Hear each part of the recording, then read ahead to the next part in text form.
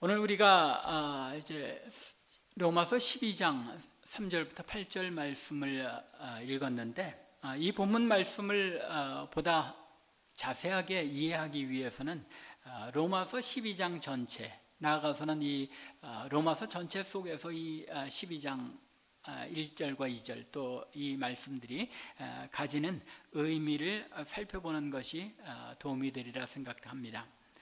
먼저 오늘 본문 바로 앞에 있는 1절과 2절은 매우 유명한 구절이죠. 그래서 여러분들이 다 암송할 정도로 잘 알려진 구절인데, 또 한편으로는 이 구절이 로마서에서 중요한 부분이기도 합니다. 물론 여러분들이 암송하시고 있다는 자체가 그 말씀이 중요한, 성경에서 중요한 말씀들이기 때문에 암송하는 것이기도 합니다만, 또 다른 의미에서 이 로마서 12장 1절과 2절이 중요한 이유는 이 1절과 2절을 중심으로 해서 로마서라는 이 서신의 내용을 이제 크게 둘로 나눌 때에 이 두 번째 부분이 바로 이 12장 1절부터 시작이 되기 때문입니다. 사도 바울은 로마서의 1장부터 11장에 걸쳐서 11장에 걸쳐서 하나님께서 우리를 구원하신 것이 어떤 의미를 지니는지 그 신학적 의미, 교리적 의미에 대해서 강조해 왔습니다. 그리고 그 모든 그리스도께서 이루신 구속의 의미를 1장부터 11장에서 다 설명한 후에 이제 12장 1절에서 그러므로라는 말로 시작해서 이제 앞에서 설명한 그 모든 구속의 의미가 성도의 삶에 어떻게 나타나는지를 이제 이어지는 내용, 즉 12장부터 16장에서 이루어지는 것을 설명하기 위하여 그러므로라는 말을 도입하고 있는 것입니다.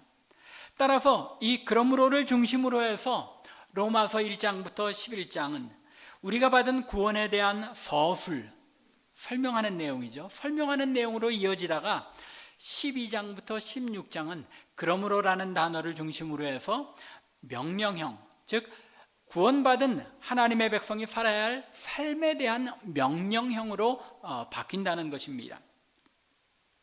우리가 얻은 구원이란 이런 것입니다.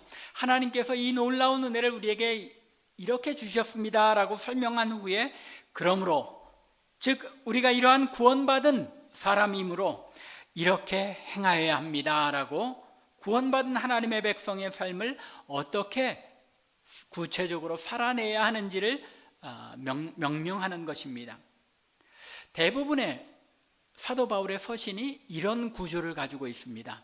처음에 몇 장은 우리가 받은 구원, 어떤 것인지를 깊이 있게 설명하고, 그리고 나서 그러므로라는 말을 덧붙이면서 서술형으로부터 명령형으로 전환되는 그런 형태를 가지고 있는 것입니다.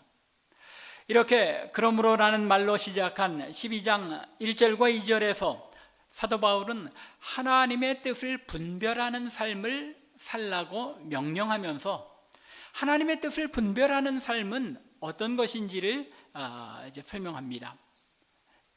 첫 번째로는 무엇입니까? 자신의 몸을 거룩한 산제물로 드리는 것이 이 하나님의 뜻을 분별하는 삶이라고 말합니다. 그리고 두 번째는 이 세대를 본받지 않는 삶이라고 설명합니다. 그리고 세 번째로는 마음을 새롭게 하여 변화를 받는 삶이 하나님의 뜻을 분별하는 삶이라고 설명합니다.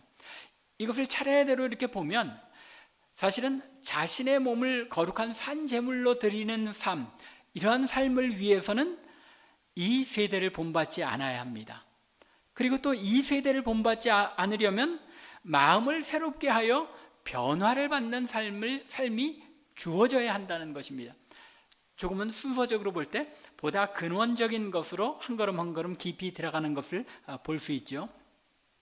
이렇게 우리가 구원받았다는 것은 성령께서 죽었던 우리의 영을 살리셔서 우리의 마음부터 새롭게 만드심으로써 변화를 받게 하시고, 또 지속적으로 변화되어지는 그런 삶을 살게 하셨고, 여기서부터 시작해서 이 변화의 삶은 매일매일 나의 삶에서 나 자신을 산제물로 드리는 삶으로 이어진다는 것입니다.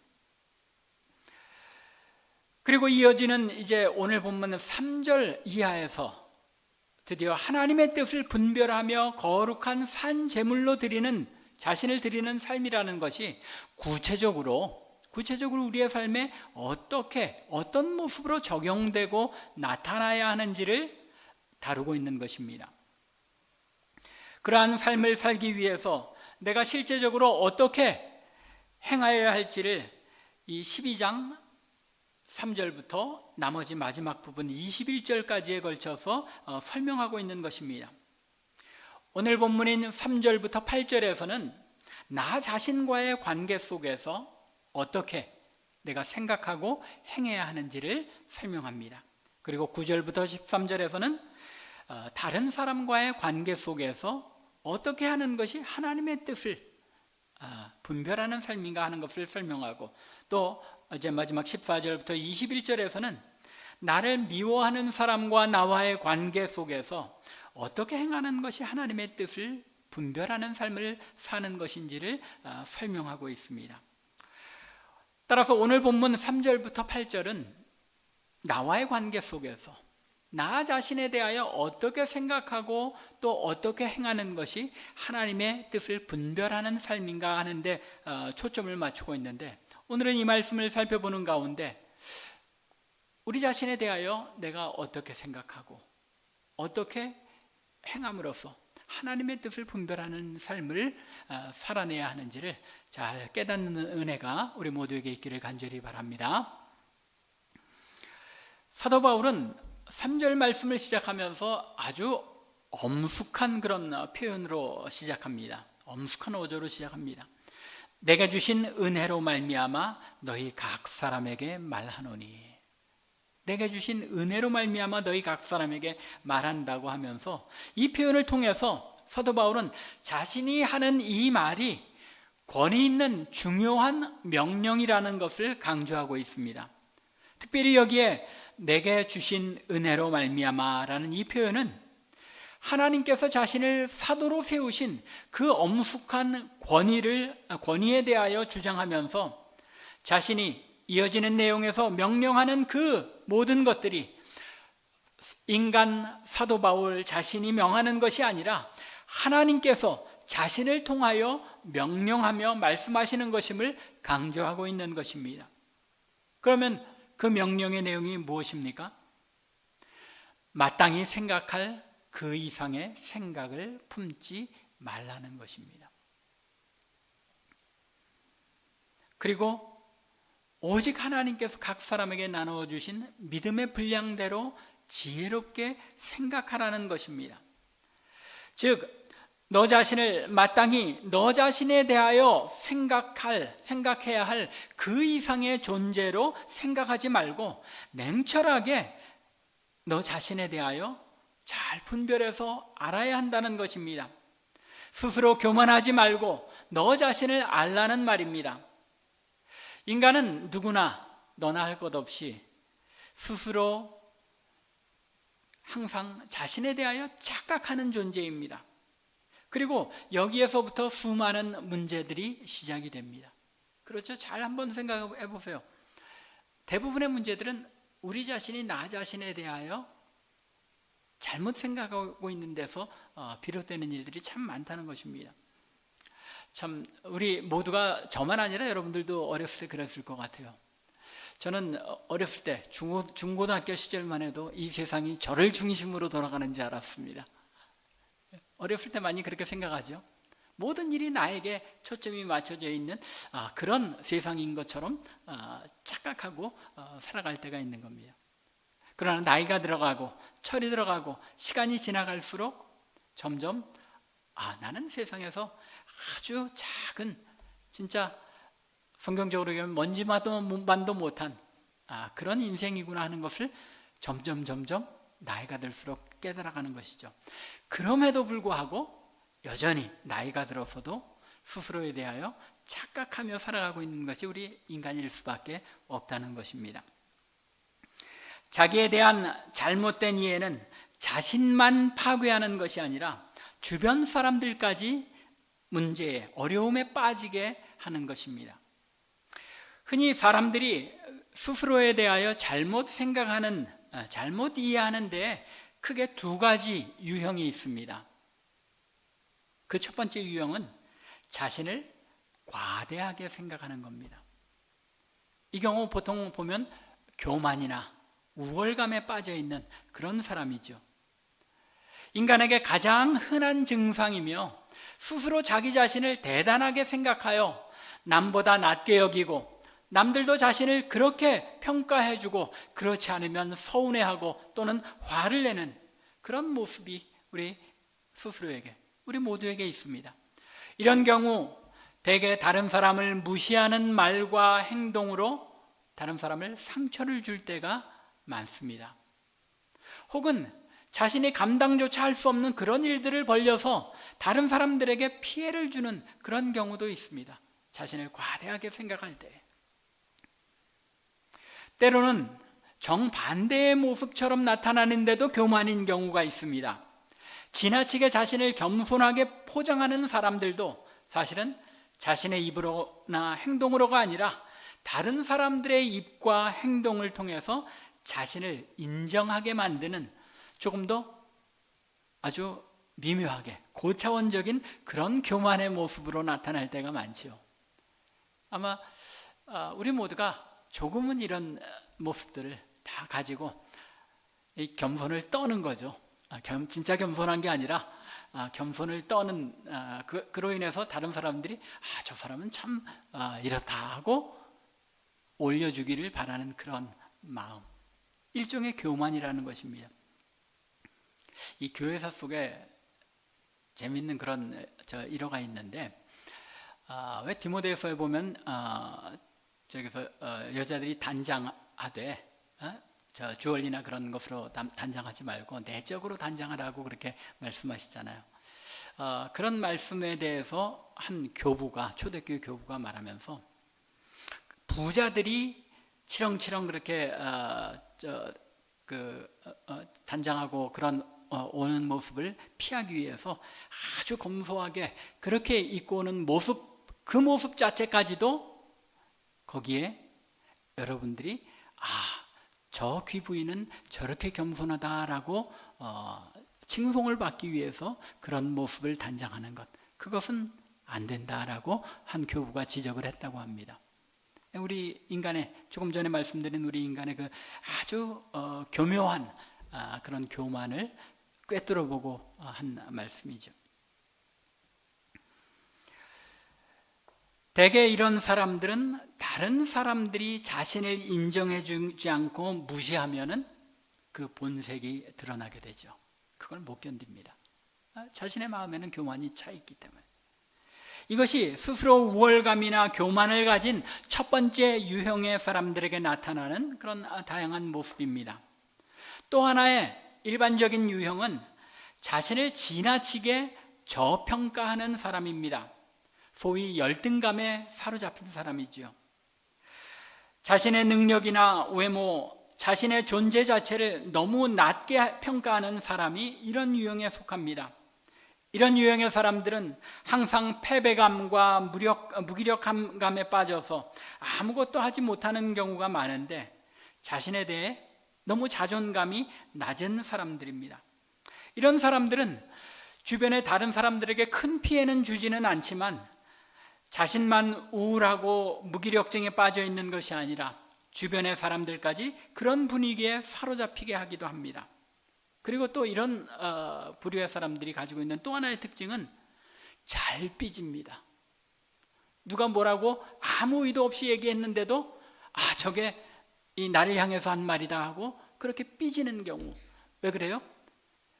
다른 사람들이 말하는 것이 내가 떳떳하고 자신 있으면 상관이 없는데 늘 위축돼서 나에 대해서 다른 사람들이 뭐라고 평가하는 것은 아닐까 하고 위축되어 있기 때문에 다른 사람들의 별 의도 없이 한 얘기에도 쉽게 삐지는 경우, 자존감이 낮고 열등감이 있어서 그렇게 되기 쉽다는 것입니다.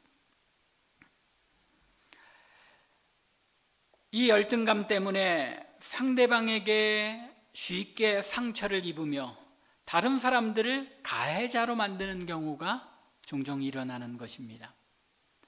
이러한 두 유형의 지나친 자존감이죠. 하나는 지나치게 자존감이 높아서 문제가 되는 것이고, 하나는 지나치게 자존감이 낮아서 문제인데, 이 두 유형의 자기이해, 이런 자기이해는 성도에게 있어서는 온전하고 정확한 자기이해에 이르지 못하게 하는 큰 장애가 된다는 것입니다. 이런 사실은 성도가 온전하고 정확하게 자기 자신에 대하여 이해하는 것이 얼마나 중요한지를 보여줍니다. 그래서 사도 바울은 3절 마지막에서 오직 하나님께서 각 사람에게 나누어 주신 믿음의 분량대로 지혜롭게 생각하라고 명령합니다. 즉 그 해결책, 어떻게 하면 지나치게 교만하거나 지나치게 열등감을 가지지 않는 균형 잡힌 자기네 자신에 대한 올바른 분별과 판단력을 가질 수 있느냐, 그 해결책을 제시하고 있는 것입니다. 믿음의 분량대로 지혜롭게 생각하라는 것, 이것이 성도가 자기 자신을 올바로 이해할 수 있는 첫 번째 방법입니다. 또한 이것이 성도의 자기 이해를 위한 기준이고 또한 출발점이기도 합니다. 믿음의 분량에 따라 생각하라는 이 말씀은 어떻게 보면 마치 하나님께서 각 사람에게 어떤 사람은 믿음을 크게 주시고 어떤 사람은 믿음을 적게 주셔서, 즉 믿음의 분량의 차이가 나도록 주신 것처럼 여겨지기 쉽습니다. 물론 그런 의미가 전혀 없다고 볼 수는 없겠죠. 그러나 여기에서 믿음의 분량이라는 믿음의 분량, 영어로는 the measure of faith라고 번역이 되었는데, 이 measure라는 게 뭡니까? 분량을 가리키기도 하지만 뭘 재는 척도, 기준, 그런 것도 이 measure라고 표현할 수 있죠. 그래서 이 구절이 원래 가지고 있는 원어의 의미는 믿음의 분량이라는 그런 의미보다는 믿음의 기준 혹은 믿음의 척도라는 의미가 더 강한 것으로 생각됩니다. 왜냐하면 만일 이 말씀을 사람에 따라 믿음의 크기와 분량을 하나님께서 다르게 주셨다는 의미로 본다면 성도들 사이에 주어진 믿음의 크기나 분량 때문에 교만하거나 또는 열등감을 가지게 될 수 있기 때문입니다. 그래서 종종 어떤 분들 보면은 하나님께서 나만 특별하게 너무 사랑하신 것 같다. 맞죠? 예수 그리스도를 그분을 위해서 돌아가시게 하기까지 특별히 사랑하신 건 맞습니다. 그러나 모든 사람이 다 하나님의 특별한 사랑을 받은 존재라는 것, 우리가 스스로 깨닫고 알아야 한다는 겁니다. 따라서 그런 의미, 즉 믿음의 크기나 분량의 차이가 있게 주셨다는 의미라기보다는 하나님께서 각 사람에게 믿음의 기준이 될 만한 척도를, 기준을 주셨다는 뜻으로 보는 것이 더 마땅하다는 것입니다. 우리 성도들에게, 예수 믿는 사람들에게 믿음의 척도가 무엇입니까? 예수 그리스도의 십자가를 믿느냐 아니냐, 하나님께서 그리스도의 피로 값주고 나를 사셨다는 것을 믿느냐 아니냐, 이것이 믿음의 척도 아닙니까? 그렇잖아요. 예수 믿느냐 아니냐를 가리는 것, 그것이 이 믿음의 척도라는 겁니다. 예수 그리스도의 십자가와 독생자를 아끼지 아니하시고 나를 위해 죽게 하신 하나님의 그 사랑을 근거로 나 자신에 대하여 올바르게 판단해야 한다는 것입니다. 하나님께서 나를 이렇게 사랑하셨다, 아들을 주시기까지 사랑하시고 은혜를 베푸셨다 하는 이 사실을 정확하게 깨달을 때에 우리 자신에 대해서 올바로 분별할 수 있다는 것입니다.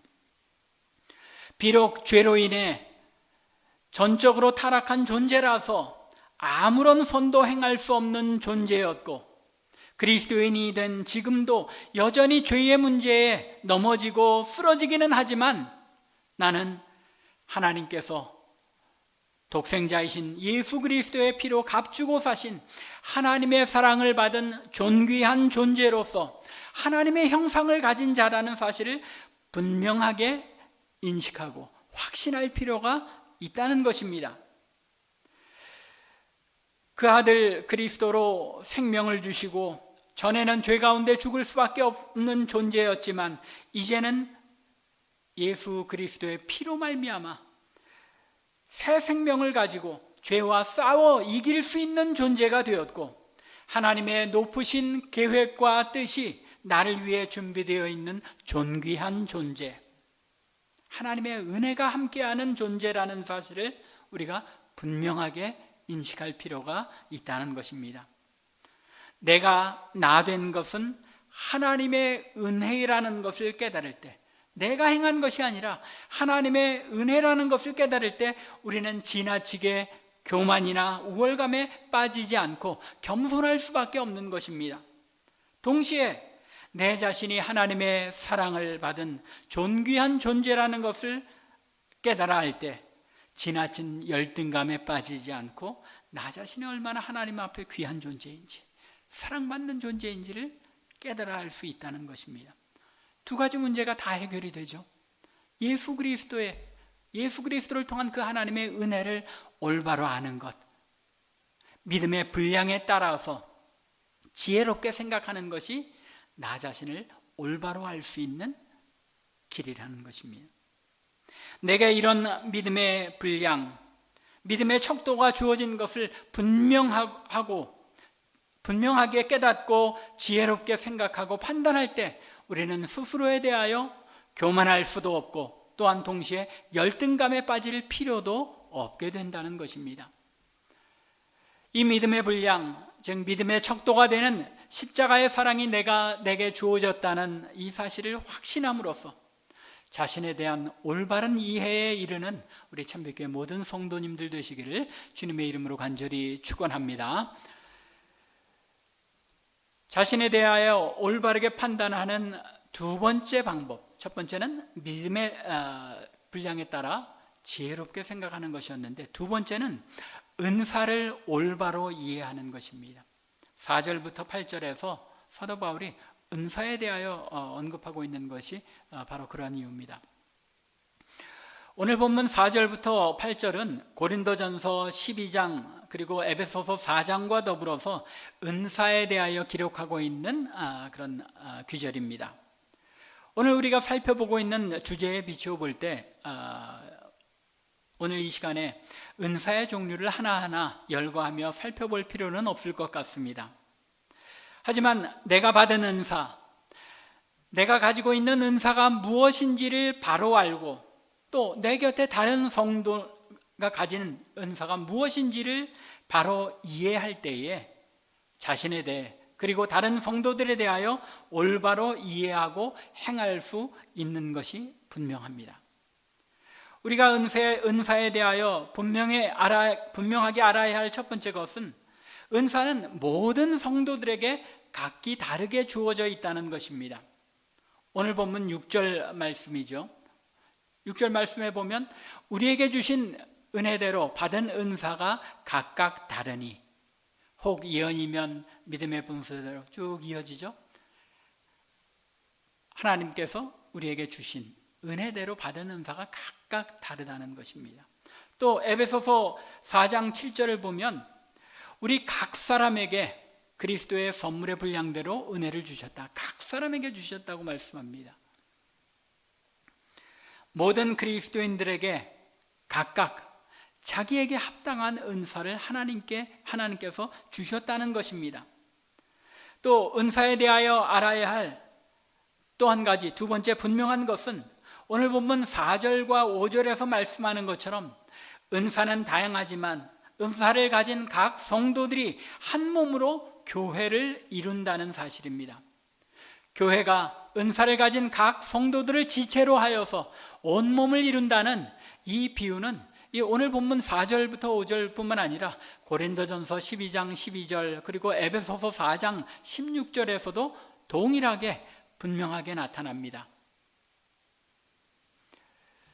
사실 동일한 은사도, 동일한 일도 은사에 따라서 각각 성도들이 다르게 접근하는 것을 볼 수 있습니다. 예를 들자면 어떤 가정이 어려움을 당하고 재난을 당했습니다. 그런 가정이 있을 때 이 가정을 위로하는 은사의 방식이 은사에 따라서 각기 다르다는 겁니다. 말씀을 가르치는 사람은 어떻게 위로하겠습니까? 하나님의 말씀을 가지고 가서 그 말씀으로 위로를 합니다.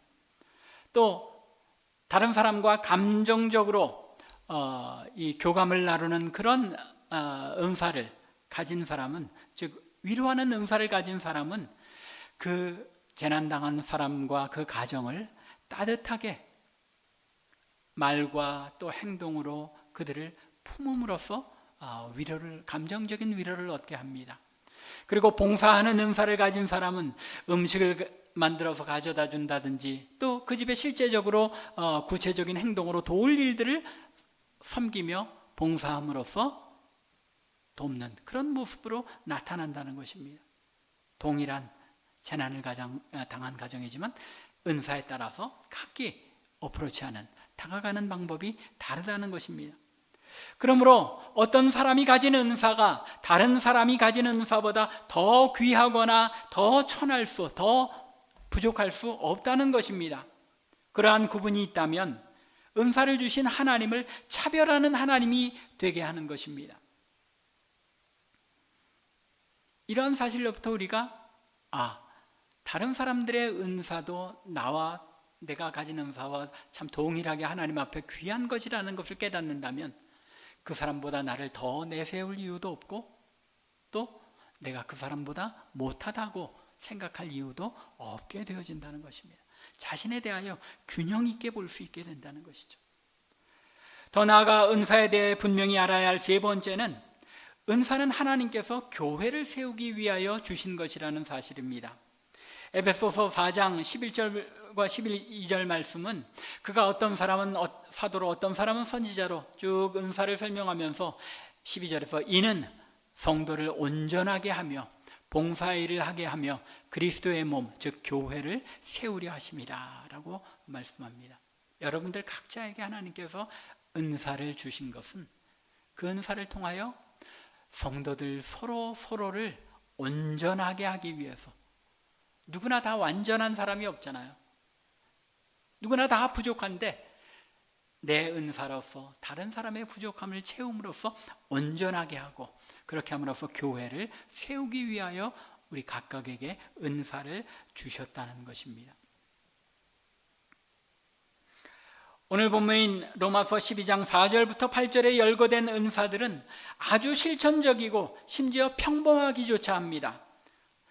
어떤 방식으로 그 은사를 수행해야 할지에 대해서까지 알려주고 있는 것을 볼 수 있습니다. 4절부터 이어지는 말씀을 보면 예언이면 믿음의 분수대로, 섬기는 일이면 섬기는 일로, 가르치는 자면 가르치는 일로, 위로하는 자면 위로하는 일로, 구제하는 자는 성실함으로, 다스리는 자는 부지런함으로, 긍휼을 베푸는 자는 즐거움으로 할 것이니라. 각 은사를 어떤 모습으로 실행해야 할지 구체적인 방식까지도 설명해주고 있는 것입니다. 따라서 은사에 대하여 올바르게 이해하고 내가 가진 은사가 무엇인지 알아서 그것으로 신실하게 섬길 때에 교회는 건강해지는 것이고, 각자 자기의 은사만 알아달라고, 내가 가진 은사만 중요하고 내 은사만 알아달라고 내세우기 시작할 때에 몸의 다른 지체가 그 기능을 잃어버리고 마비될 수밖에 없는 것입니다. 이러한 내용들을 잘 이해해야지 내가 교회 안에서 다른 사람보다 잘난 척할 이유도 없고 또 너무 못난 것처럼 열등감을 가질 이유도 없다는 자기 자신에 대한 올바른 이해를 가질 수 있게 되는 것입니다.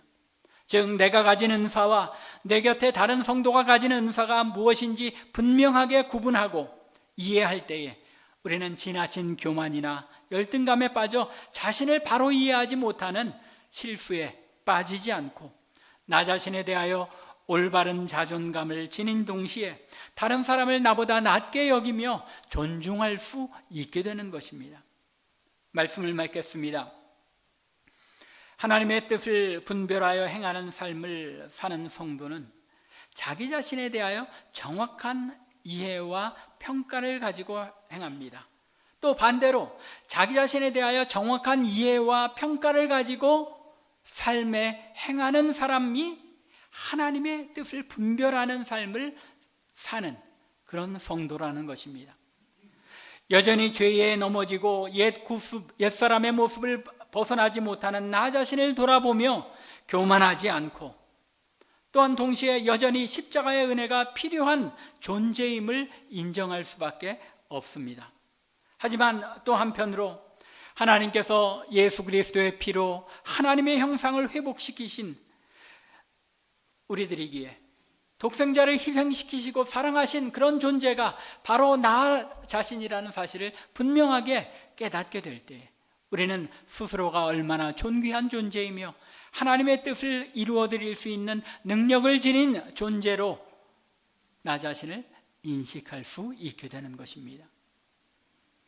하나님께서 나를 통하여 당신의 뜻을 이루기 위해 은사를 주시고 다양한 은사를 지닌 다른 성도들과 함께 한 몸으로 지으심을 받아 몸을 세워간다는 사실을 우리들로 하여금 겸손하게, 다른 지체를 존귀하게 여기며 함께 온전한 몸을 이루어가게 하시는 것입니다.